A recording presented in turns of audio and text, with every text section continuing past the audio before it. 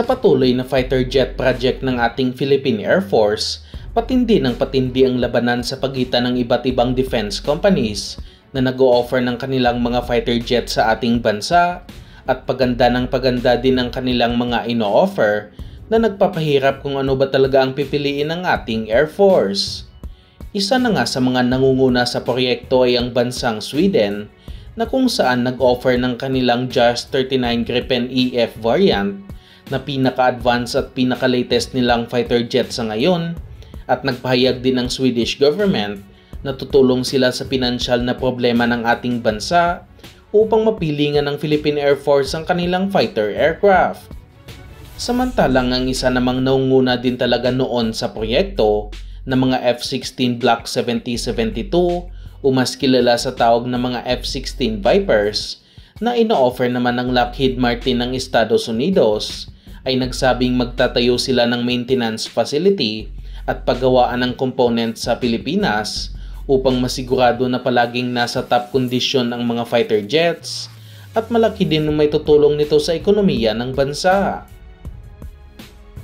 Ngunit sa mga impormasyon na ating nakalap, nawalan na umano ng interes ang mga Air Force officials dito dahil na rin sa walang pinansyal na tulong mula sa Estados Unidos upang mabili ang naturang fighter jet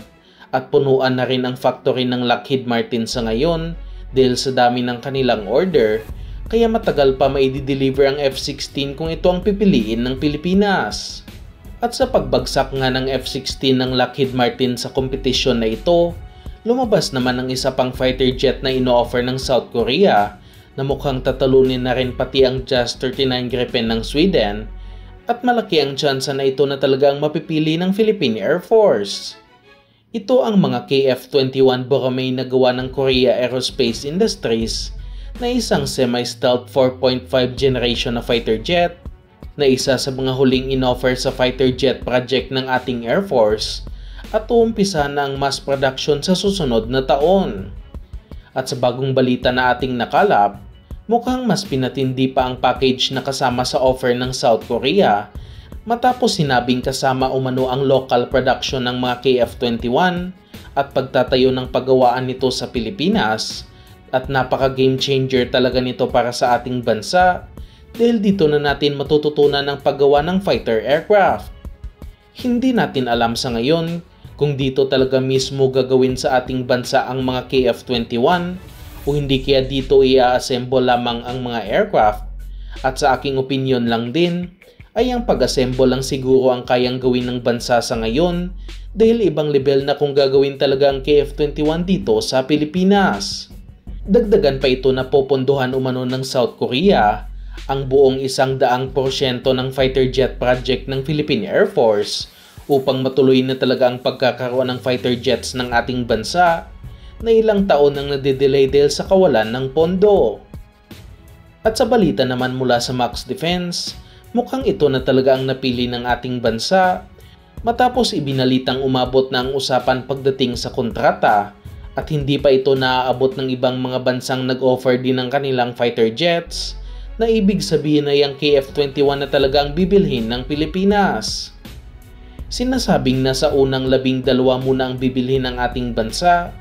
at paunti-unting order hanggang sa maabot ng Pilipinas ang target nito na nasa 3 squadron o nasa 36 hanggang 40 fighter aircraft.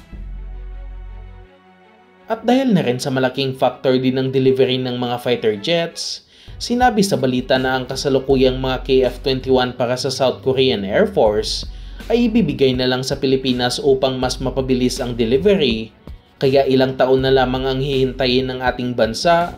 bago nito makuha ang unang totoong fighter jet sa loob ng ilang dekada. Totoo nga ang bali-balita noon na kaya hindi mapirmahan ang kontrata para sa mga fighter jets kahit na mayroon ng budget ay dahil sa hinihintay talaga ng Department of National Defense ang KF-21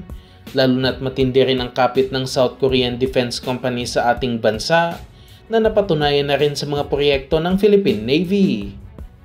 Kung ganito ang sitwasyon, inaasahang ang submarine din na ino-offer ng South Korea ang bibilhin ng Philippine Navy para sa kanilang submarine project. Kahit na ang Scorpion submarine ng France ang nangunguna ngayon sa proyekto, dahil na rin sa matinding impluensya ng South Korea sa AFP modernization program. Dagdagan pa ito ng mababang presyo ng kanilang produkto na nagpabango palalo para sa ating Department of National Defense at mabilis na delivery ng mga defense equipment, kaya agaran ng makikita ang mga binili ng ating bansa.